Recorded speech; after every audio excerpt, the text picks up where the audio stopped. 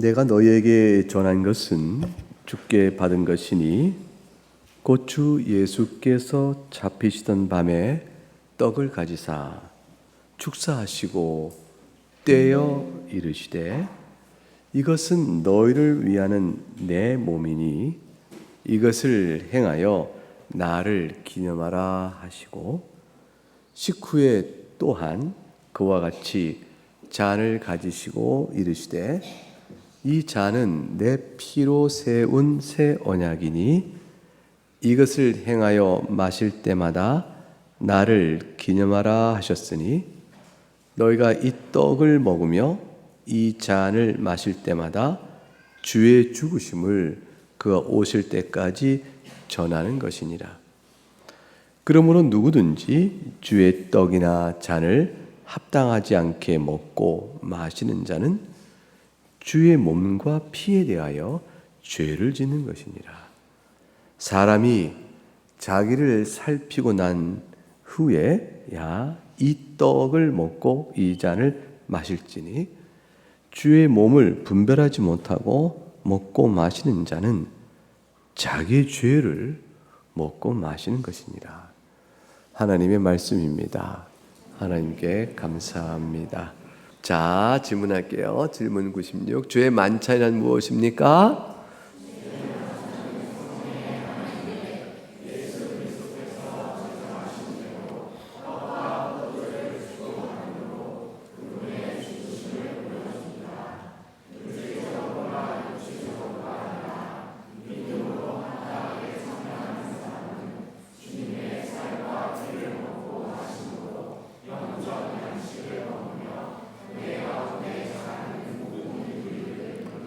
하나만 더 읽을게요. 질문 97문이에요. 주의 만찬을 합당하게 받기 위해 요구되는 것은 무엇입니까?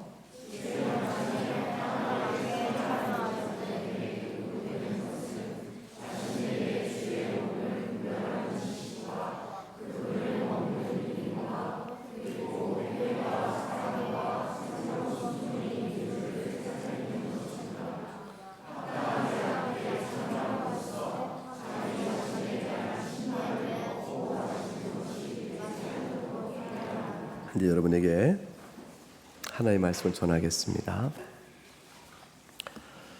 성찬에 참여할 때마다 여러분은 어떤 준비가 있으신지, 또 기대감은 있는지, 또는 설사 그것이 없어도 참여하는 그 시간에는 어떤 마음을 갖고 계신지, 이런 거 물어보면 어떠셔요? 대답이 좀 있으셔요? 성찬하는 동안에 집중하여 하나님의 은혜를 생각하고 있다, 이런 거 쉽지 않죠. 그래서 열심히 이제 그런 일을 도우려고 성찬식 가운데 어느 목사님 열심히 성경을 읽어주기도 하시고, 또 어떤 분은 이제 계속 찬송가를 이렇게 반주해서 찬송가 가사 생각나게 하고, 이렇게 그런 일도 있는 것 같아요. 성찬에 참여하는 우리들은 성찬의 의미, 제정의 목적, 그리고 합당히 참여하여 누리는 은혜들은 뭔지, 이런 것들을 참 분별한 지식이 좀 필요하겠죠. 그런 것들이 있으면 아마 성찬에 참여하는 것이 좀 다를 겁니다. 대체로 그래요. 세례는 한 번 있는데 나는 받고 나면 내가 받을 때, 세례를 받을 때는 여러분 유아 세례는 둘이 모르지만 입교나 또 마찬가지 성인 세례 받을 때는 특별한 경우가 오기 때문에 그렇지만 한번 지나고 나면 남들 받는 세례나 입교 때는 이렇게 관객처럼 있게 되잖아요. 근데 그게 아니고 증인으로 있다라는 역할 하나, 증인의 역할에 더해서 있는 게 뭐냐면, 내가 저와 같이 세례를 받았을 때 또는 입교했을 때 내게 주신 은혜가 뭔지를 다시 한번 상기하여 그 자리에 함께하는 거예요. 그것은 그래서 내가 받은 은혜를 계속 현재화하는 거죠. 지금 같이 살아 일으키는 겁니다.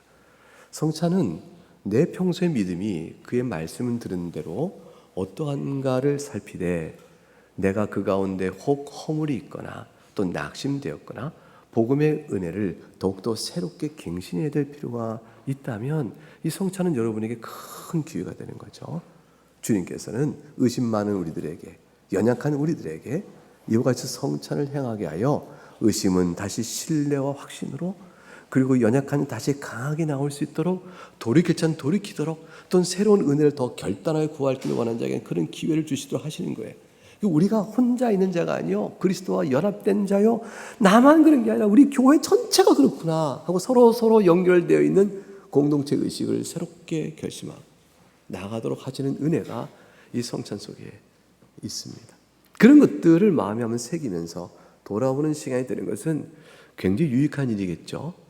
그래서 영적인 유익들을 성찬을 통해서 내가 받느냐 못 누리냐라는 것들은 사실 여러분 믿음의 분량이에요. 어쩔 수 없어요. 여러분께 성찬에 참여해 입에 빵을 넣었다, 포도주를 입에 넣었다, 오늘 참여했다, 그 놓치지 말아야지, 이거 굉장히 중요하니까 라는 것만을 생각하는 것은 좀 아쉽죠. 그것 굉장히 중요한 태도예요. 왜냐하면 성찬에 있으면 은혜를 받는 자리야 나오니까. 성찬에 받는 자리를 빠짐없이 나오도록 애를 써야 성찬의 은혜의 누림이 지금은 연약해도 언젠가 또 주어질 수 있는 거 아니겠어요? 믿음이 약한 사람은 예배에 잘 나와야 돼요. 믿음이 연약한 사람은 성찬에 더욱더 잘 나와야 돼요. 나와야 은혜를 받아요. 그러니까 이게 뭐예요? 믿음이 있어야 나온다. 이게 순서가 바뀌는 거죠. 하나님의 은혜를 구하는 자에게는 구하여야 받는 것이니까요. 성찬은 어떻게 제정이 되었냐면요, 오늘 성경 본문의 말씀에 23절에 보이니까 딱 나와 있어요. 아주 쉽게 단문 구성되어 있죠. 주께 받은 성찬을 너희에게 전하는데 뭐라고 되어 있습니까? 주 예수께서 잡히시던 밤에, 그 밤에 주님께서 성찬을 제정하십니다. 성찬을 제정하셔서 무엇을 기념하려고 하시는 걸까요? 무슨 목적이 있으실 거 아니에요. 근데 성경에 나와 있는 성찬의 제정적 목적은 기념이라는 말과 함께 딱 한 가지 요약되었죠. 나를 기념하라 하셔요. 나를 기념하라. 24절에 나를 기념하라. 그리고 25절에 또한 나를 기념하라. 빵을 주시고 나를 기념하라. 포도주를 주시고 나를 기념하라. 그렇게 하셔요. 여러분은 빵을 먹는 거는 맞는데 포도주는 아니죠. 포도즙이란 말이에요. 알코올이 없어요. 서운하시죠? 본래 알코올이 있어야 돼요. 본래 알코올이 있어요. 원래 교회에서 다 성찬 나눌 때. 근데 우리 교회는 알코올이 없이 쓰고 있고, 대개 이제 주변에서 먹을 때도 뭐 대개 알코올이 없거나 그러긴 한데, 알코올이 조금은 있으면 좋겠다. 이게 항상 성찬 때마다 얘기하는데 아직 시간이 안 되는데, 오늘 제가 성내부에 부탁을 드렸어요. 한번 연구해 보시라. 그래서 알코올이 조금 있으면 안 될까? 6도, 7도 이렇게 하면 안 되고요. 그러면 굉장히 센 거죠. 그건 아니고 1도? 아주 라이트하게. 그러나 주께 주신 포도주에 알코올 알러지 있는 사람은 피할 수 있도록 준비해주고, 포도주를 드셨어요. 나를 기념하라 하셨어요. 그 빵도 무교병입니까? 그건 아니에요. 그거는 다 토의했어요. 제가 얘기 드렸지만 신학 토의를 했는데 빵은 빵이면 된다. 포도주는 포도주면 된다. 이거예요. 빵은 빵이면 되고 포도는 포도주면 돼요. 무슨 빵이냐는 아니에요. 그런데 빵이 너무 달달한 카스테라는 조금 이상해.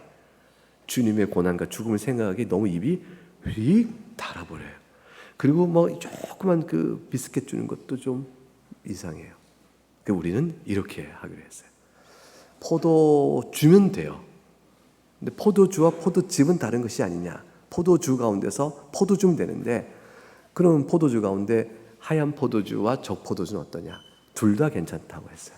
포도주면 된다. 색 자체가 주고 있는 의미가 있지만, 그러나 알러지가 적포도 있는 사람은 백포도주도 된다라고 이제 결정을 했고요. 그리고 이제 다 신학 토의 끝에 결정한 거예요. 알코올 도수는 그거는 먹고 무질서하게 취하지 않도록 해야 되는 거죠. 그래서 이제 뭐 도수는 한정한 적은 없어요. 그러나 포도주면 된다. 그런 의미에서는 포도주가 되기 위해서는 어떤 뭐 약간의 알코올이 있어도 괜찮겠다. 되게 그렇게 해서 조금씩 쓰죠. 성찬은 주님을 기념하는 겁니다. 그러니까 성찬을 받으면서 예수 그리스도를 기념하는 것 외에 다른 생각의 목적이나 의미가 들어가면 안 되는 거죠. 이 예수님을 기념한다는 것이 뭘까 할 때 기념의 방식이 이건 내 몸이다 하고 빵을 주시면서 기념하라고 그러셨어요.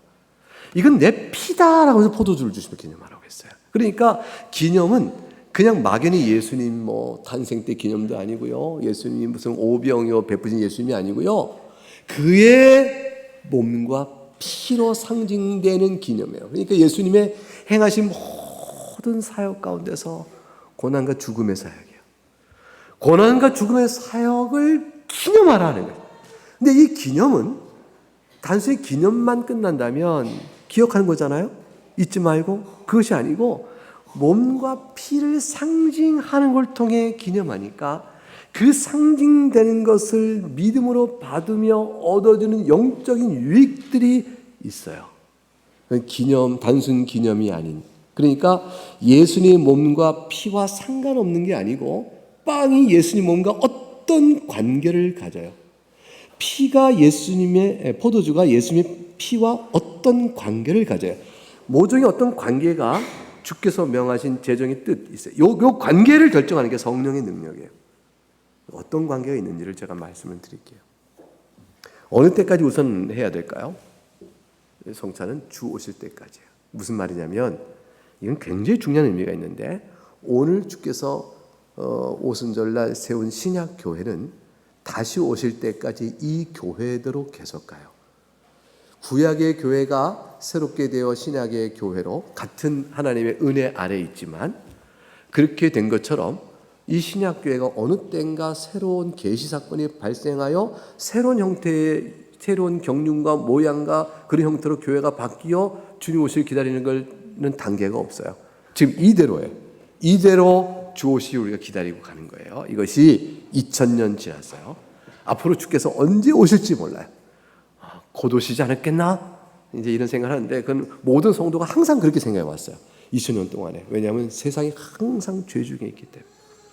세상에 항상 죄 가운데 있기 때문에 주여 어서 오시옵소서 이런 소망을 갖고 있었어요.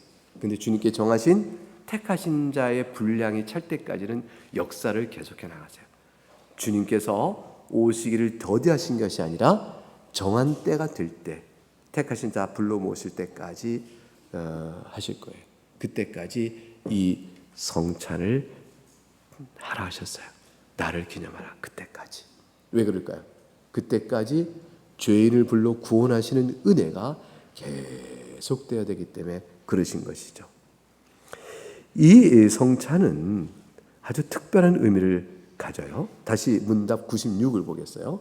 소리 문답 96을 보게 되면 자, 한번 읽어볼게요. 제가 주의 만찬은 성례 하나인데 예수님께 제정하셨습니다. 우리가 먹는 거는 떡과 포도주예요. 근데 제가 빵이란 말을 써요. 실제 빵을 먹으니까 떡하고 빵이 좀 다르잖아요.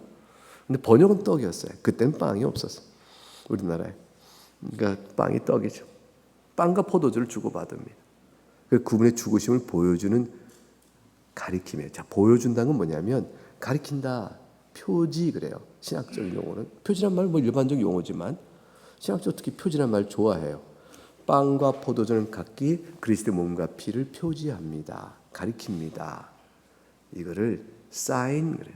가리킵니다. 그 가리키는데 가리킨 것을 빵과 포도주를 먹었는데 가리키는 걸 먹는다는 거예요. 먹는 거는 빵과 포도주를 먹었는데 표지인 것을 먹었는데 정작 먹는 것은 먹었는데 입으로는 빵과 표지를 먹었는데 정작 먹은 것은 빵과 표지가 아니라는 거예요. 그것만이 아니고 실제 더 정작 먹은 것은 따로 있는데 그게 뭐냐면 표지가 가리키는 예수님 몸, 표지가 가리키는 예수님 피를 먹는다는 거예요. 아니 우리가 빵과 포도를 먹는데 어떻게 예수님 몸과 피를 먹어요? 그때 뭐라고 설명하냐면 물질적으로나 육체적으로 먹는 건 아니고 물질은 육체적으로 먹은 건 뭐죠? 빵과 포도주죠. 근데 그거 말고 여러분은 그 빵이 가리킨 그리스도 몸과 포도주 가리키는 예수의 피를 먹고 마셨는데 이거는요 영적으로 먹은 거예요. 그래서 영적 양식을 먹으며 해놨죠. 영적으로 먹은 거예요. 영적으로 먹다니 어떻게 먹는 영적으로 먹는 거예요? 우리가 물체적으로 육체로 먹는 것은 입으로 먹잖아요. 그럼 영적으로 먹는 건 어떻게 먹는 거예요? 우리의 입을 대신하는 게 뭐예요? 그게 믿음이에요. 믿음으로 먹는 거예요. 믿으면 입으로 물체적으로 육체적으로 먹듯이 이 믿음으로 빵과 포도를 먹으면 예수의 몸과 피를 먹는 거예요. 살과 피를 먹는 거예요. 그래서 이 믿음으로 먹는다는 것 영적 양식의 방법이에요. 영적으로 먹는 것의 방법은 믿음이다. 그렇게 되어지면 모두가 은혜 가운데 자라나는 유익을 누립니다. 라는 거예요. 자, 여러분 신학 공부 한번 해볼까요? 신학 용어 정도 한번 알아둘까요? 제가 어느 교회에서 어제 강의를 하고 왔는데 그 교회는 나그네 교회는 신학적 용어를 잘 알고 신학적으로 정리정돈이 잘 돼 있으며 굉장히 훌륭할 것이다 라는 기대치를 갖고 있더라고요. 그 왜 그런지 모르겠어요. 우리 교인들이 그렇게 될 거라고 생각하나 봐요. 그 제가 뭐라 그랬을까요? 우리 교회는 당연히 그렇죠. 우리 교회는 규모 있게 그리고 자기 신앙을 설명할 때 신학적 용어도 다 쓰면서 이렇게 설명해요. 그 조금 이렇게 그렇다고까지 얘기를 해도 되나요? 모르겠어요. 근데 여러분은 확실히 듣고 있어요. 제가 그런 말을 쓰니까. 우선 빵과 포도는 뭐라고 그랬죠? 표지. 그럼 그것을 가리키는 것은 뭐라고 그랬죠? 표지되는 것이죠. 표지되는 것. 벌써 말이 어려워지죠. 빵과 포도주가 가리키는 것. 그럼 되는데 표지된 것. 이렇게 말하니까 벌써 어려워졌어요. 근데 표지된 것을 가리켜 실체라고 그래요. 그러니까 빵과 포도는 표지일 뿐 표지가 가리키는 것 그것은 실체가 주님의 살과 피예요. 이 둘의 관계가 도대체 어떻게 되느냐? 이 유비 관계가 왜 성립이 되는 거죠? 아니 왜 빵이 예수님 몸이야? 왜 이 포도주가 예수님 피야? 그냥 당신 마음대로 그렇다고 정하면 되는 거예요? 우리가 정할 수 있는 거 아니에요. 정할 수 있는 게 아니라 그렇게 되도록 하는 원리가 있어요. 원리. 그거를 굉장히 어려운 말을 해요. 자, 성찬은 세례와 더불어 뭐의 하나죠? 성례. 그죠? 성례는 두 가지가 있는데 하나는 세례가 있고 성찬이 있어요. 그래서 빵과 예수의 몸이 연합된다는 말을 따오고 이게 성례의 행위로 하는 것이기 때문에 그 두 개를 합쳐서 성례 전적 연합이 있다 이렇게 말해요. 자, 그래서 빵과 예수의 몸은 성례 전적 연합을 합니다. 어려워졌죠? 이제 따분하죠? 어렵다.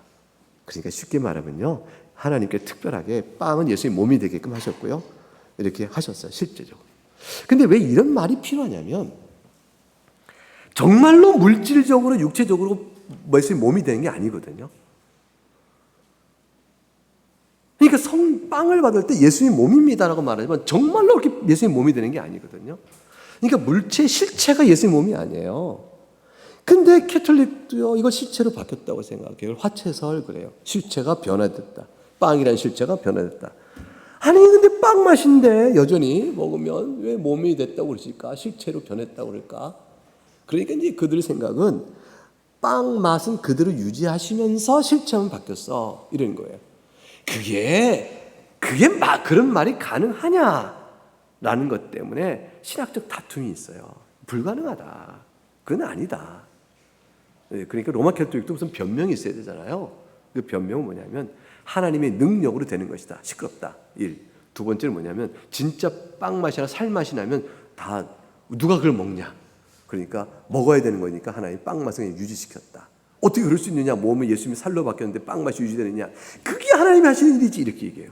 그래서 실체는 정말로 예수님 몸은 바뀌었는데 맛만 빵 맛이 유지되고 있는 거예요. 모양도 빵 맛, 빵의 모양, 형태도 빵 그대로 모양을 유지하고 있으나 예수님은 실체로 바뀌었다. 어떻게 그럴 수가 있어요? 이게 안 맞는데요?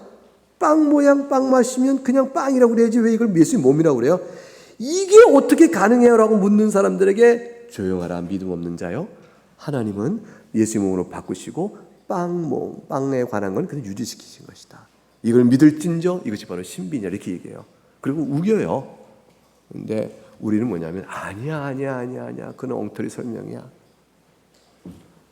예수님의 몸이 예수님의 빵으로 되는 관계는 그러한 것이 아니고 성례전적 연합이 된 건데 무슨 말이냐면 성례라는 특별한 은혜로 빵이 몸이라고 되어진 건데 이것은 예수님의 살의 변화가 아니라 빵을 먹되 예수님의 몸이 예수님의 죽으심을 뜻하므로 예수님의 구속의 은혜, 십자가 죽음의 은혜를 우리가 받는다는 것을 말하는 것이다. 이렇게 설명해요. 그래서 예수님의 몸을 먹어요. 영적으로. 피를 영적으로 먹어요. 그럼 그건 뭘 의미하냐면 예수님의 죽으심으로 우리에게 베풀어 주시는 구원의 은혜를 먹는 거예요. 그 예수님의 베풀어 주신 구원의 은혜를 먹는 게 바로 뭐냐? 받아서 누리는 거예요. 그래서 이걸 받아서 누릴 때 내 심령이, 내 마음이 정말 주님이 나를 위해 죽으셨군요. 예수님께서 정말 나의 죄를 대리속죄하셨군요. 주님 이 은혜가 너무 감사합니다. 오늘 제가 이 빵을 먹으면서 예수님이 정말로 나를 이렇게 위해 죽으셨다는 이 영적 사실이 정말인 것을 제가 실감합니다. 그래서 먹게 하신 거예요. 빵 먹으면서 이렇게 물어보는 거죠. 하이델 요리응답도 설명 잘했는데 빵 먹으니까 뭘 먹고 있는 게 맞죠? 라고 물어보니까 네, 제가 빵을 먹고 있는데요. 빵 맛도 알고요. 그게 정말이지? 정말이죠. 참으로 먹은 거지. 그럼요.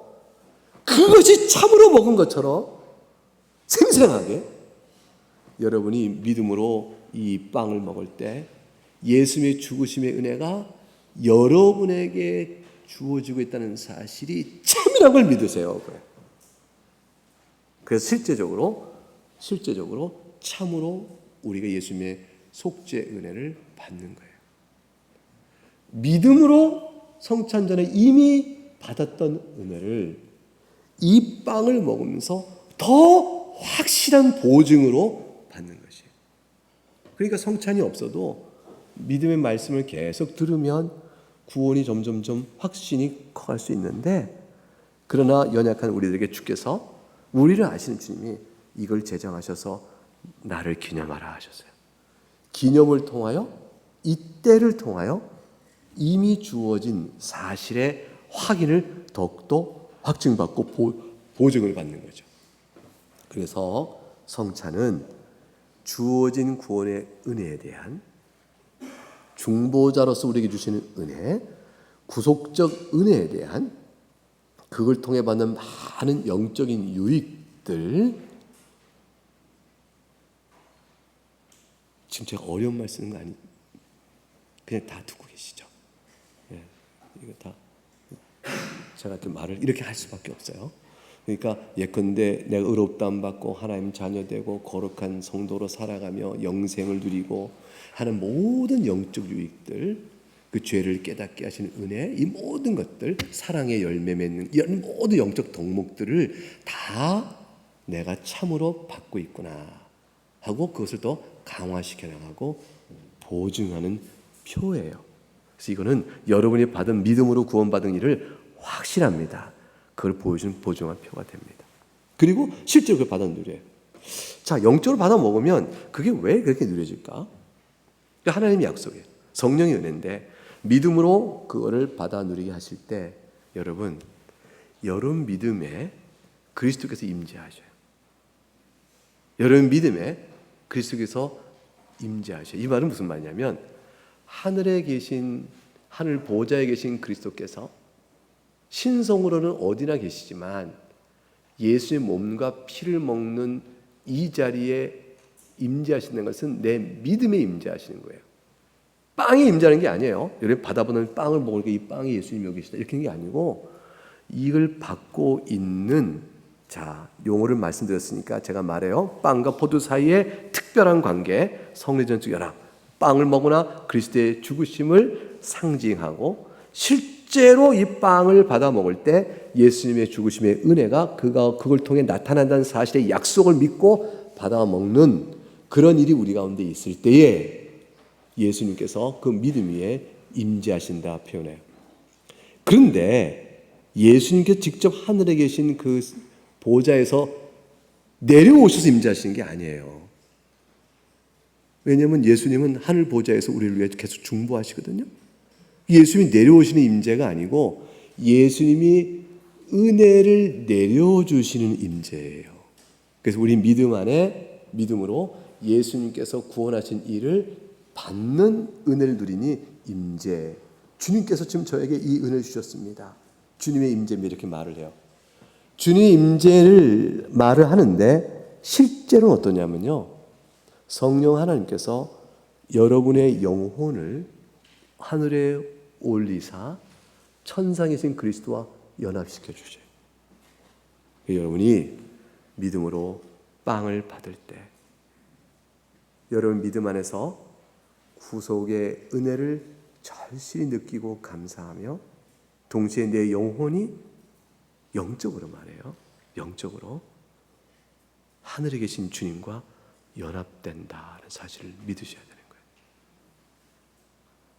내가 빵을 받아 먹을 때 내 영혼이 주님과 연합되어 하늘에서 그 은혜를 받고 있어요. 그러면서 연합된 내 영혼이 하늘에 올라가 주님과 연합된 이것을 어떻게 알아? 이거 어떻게 알아? 그게 뭐냐면 주님이 내리시는 은혜를 내 마음에 믿음으로 깨닫고 감사할 때 이것이 바로 내 영혼이 주님과 하늘에 계신 분과 연합되어 있구나.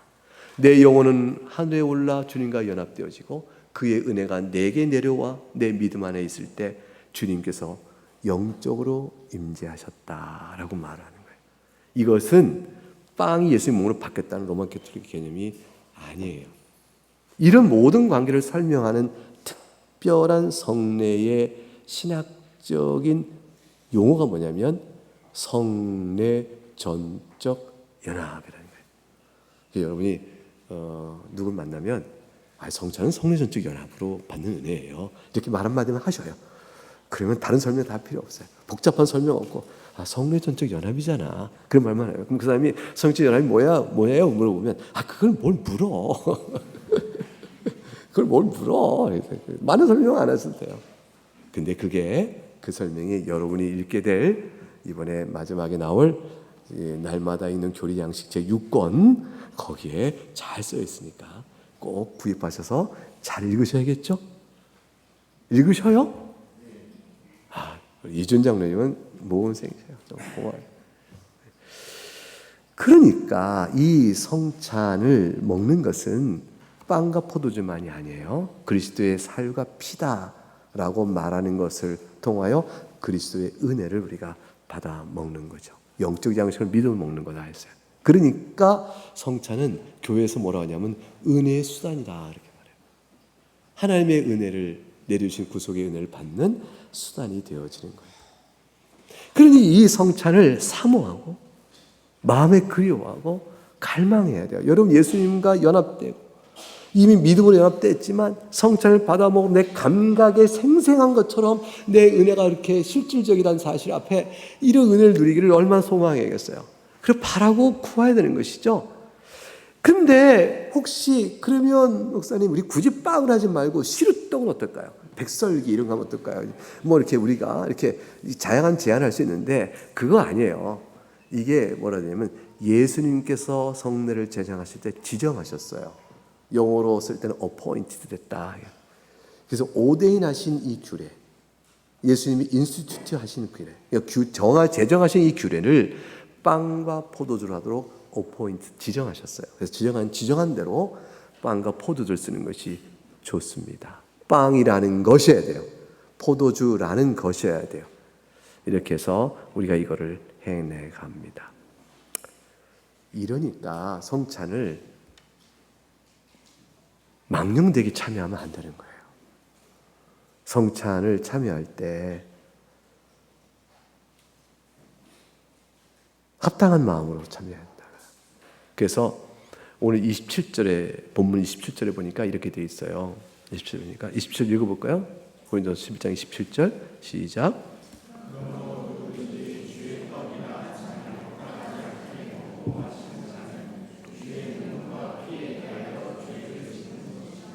예, 합당하지 않게 먹으면 어떤 일이 벌어지죠? 주의 몸과 피에, 즉 성찬에 죄를 범하는 게 됩니다. 그러니까 이 은혜의 복된 방편이 어떤 자에게는 은혜 누림이 아니라 죄를 범하는 일이 될 수가 있는 거죠. 어떤 자에게? 합당치 않게 먹는 자에게. 그럼 합당치 않게 먹는 일을 피해야 되겠어요. 삼가야 되겠어요. 그럼 어떻게 하면 좋을까요? 28절과 29절에 성경이 이르기를 시작. 사람이 자기를 살피고 그 후에 이 떡을 먹고 이 잔을 마실지니 주의 몸을 분별하지 못하고 먹고 마시는 자는 자기의 죄를 먹고 마시는 것이니라. 난 안 먹을래. 난 참여 안 할래. 은혜도 안 받고 말씀으로 받는 은혜도 돼. 성찬에 참여하는 게 두려워. 이거 분별하지 합당치 않게 나를 살피라고? 내가 살폈는데 하나님 저 살폈는 죄인이에요. 어떻게 참여해요? 주의 몸을 분별한다는데 하나님 두려워요. 목사님이 지난주에 우리가 다음 주에 성찬이 있으니 한 주 동안 우리 마음을 주 앞에 성찬을 소망 중에 바라보며 자기를 살피며 지냅시다 했는데 제가 지난 한 주 동안에 지은 죄가 얼마나 많은지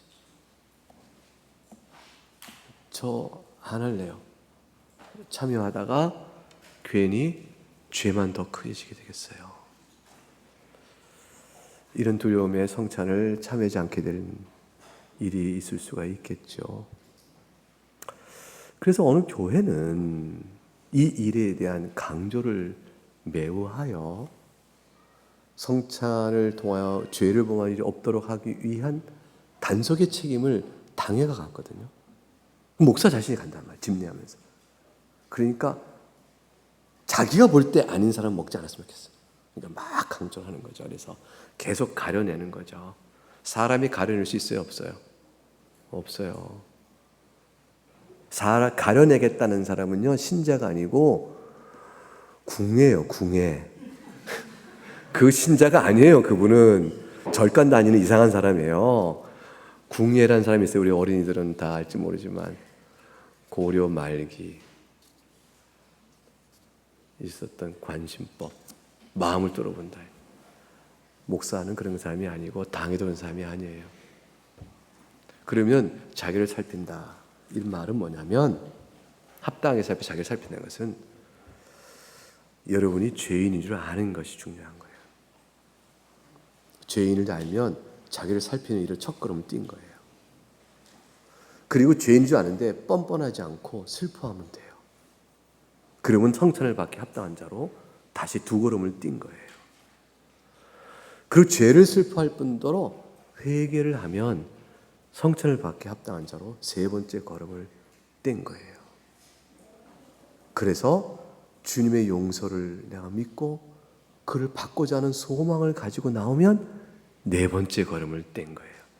그러면 자기 살피는 일을 다 한 거예요.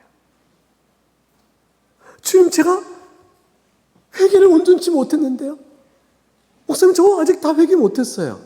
아니야. 회개는 완전하게 하는 것이 아니라 죄를 슬퍼하고 돌이키를 원하는 마음의 중심을 가지고 주님 앞에 용서와 도와주는 은혜를 구하면 되는 거예요. 어떤 신자라도 이 성찬의 식탁에 초대받아 합당하다 할 만큼 의로운 사람은 단 한 명도 없습니다. 가장 이 세상에서 거룩하고 의로운 자라 할지라도요, 하나님 앞에서는 오류와 흠이 있을 뿐이에요.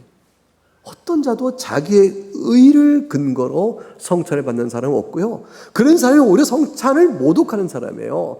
죄인을 불러 용서하시는 은혜를 베푸신 주의 죽으심을 부정하는 거죠. 예수의 십자가 복음이 필요 없는 사람, 그런 사람은 자기가 의로운 자 하잖아요. 성찬을 찬양할 필요가 없죠. 예수의 십자가만이 생명인 줄 아는 사람이 성찬에 오는 사람이에요. 그래서 자기를 살피라. 합당이라는 말은 경솔하게, 함부로, 생각 없이 대충대충 형식으로 걸렁걸렁 그렇게 참여하지 말아라 라는 거예요. 왜? 무엇 때문에? 이런 거를 신앙의 진중성, 이걸 살피는 거죠. 그래서 성찬의 그런 뜻인 줄 알고 하나님의 그리스도의 용서의 은혜를 더 간절히 받으면서 믿음으로 감사하면서 주님, 제가 새롭게 살기를 원합니다 라는 고백을 올려드리는 마음이면 누구든지 웰컴해요. 어제까지 큰 죄를 범한 사람도 오늘의 이 자리에 그것을 소망 중에 갖고 나오면 그 눈물의 그 성도를 주께서 받으셔서 자신의 몸과 피를 내어주시는 거죠. 그래서 성찬에 참여하기 위하여 준비를 해야 하는 일들은 어떤 것들이 있는지 그것도 살펴보니까 소위문답 97문에 이렇게 되어 있었어요. 아까 볼까요? 여기 아까 읽었죠? 같이 한번 읽어봐요. 시작. 주의 만찬을 합당하게 받기 위해 요구되는 것은 무엇입니까? 이것은 자신의 주의 몸을 분별하는 지식과 그분을 먹는 믿음과 회개와 사랑과 새로운 순종이 있는지를 살피는 것입니다. 합당하지 않게 참여함으로 자기 자신에 대한 심판을 먹고 마시는 것이 되지 않도록 해야 합니다. 완전함을 말하는 게 아니에요. 그게 아니고 내 마음에 그 의에 합당한 대로 마음의 방향을 가지고 있느냐라는 것이죠. 예수님의 몸은, 이것은 빵은 예수의 몸을 가리키며 구속의 은혜, 죄사함을 가리킨다는 지식을 갖고 빵을 먹느냐, 그분을 먹는 믿음이라는 것은 내가 과연 그런 것을 믿고 먹느냐. 그래서 그 은혜만이 생명인 줄 알고 자신의 죄에 대한 아픔들을 주님 돌이키길 원합니다 하고 회개하느냐. 그리고 회개의 열매로 주님, 제가 말씀 앞에서 주께서 우리의 자기 몸을 내주신 것처럼 사랑하며 주님을 사랑하고 교우를 사랑하는 마음으로 살길 원합니다. 그리고 이제 전과 다른 새로운 신자가 되기를 소원합니다 라는 새로운 순종, 이런 것들의 마음에 소원으로 참으로 가지고 있으면 돼요. 이것을 실제로 얼만큼 이루었냐를 또 따지지 않으셔요. 그것은 여러분에게 주어진 신앙의 과제예요. 책임인 것이에요. 근데 이 마음을 가지고 주 앞에 나가는 거죠. 그러면 주께서 환영하며 이 은혜 자리에 여러분을 초대하십니다. 이제 이 말씀을 간단히 드렸는데 뒤에 요리문답을 해설하면서 한 문 한 문 우리가 순서에 따라 다시 살펴볼 그때에 좀 더 자세한 말씀을 드리도록 하겠습니다. 오늘은 성찬에 관한 일반적인 전체 내용을 말씀드렸습니다. 이것이 여러분 모두에게 성찬을 통해 받는 은혜를 더 풍성히 누리는 일에 큰 유익이 될 수 있기를 주의 이름으로 축복합니다. 이제 각각 말씀을 들었으니 성찬에 임하는 여러분들은 어찌할 것인가를 스스로 돌아보며 기도하는 시간을 갖겠습니다. 잠깐 기도하겠습니다.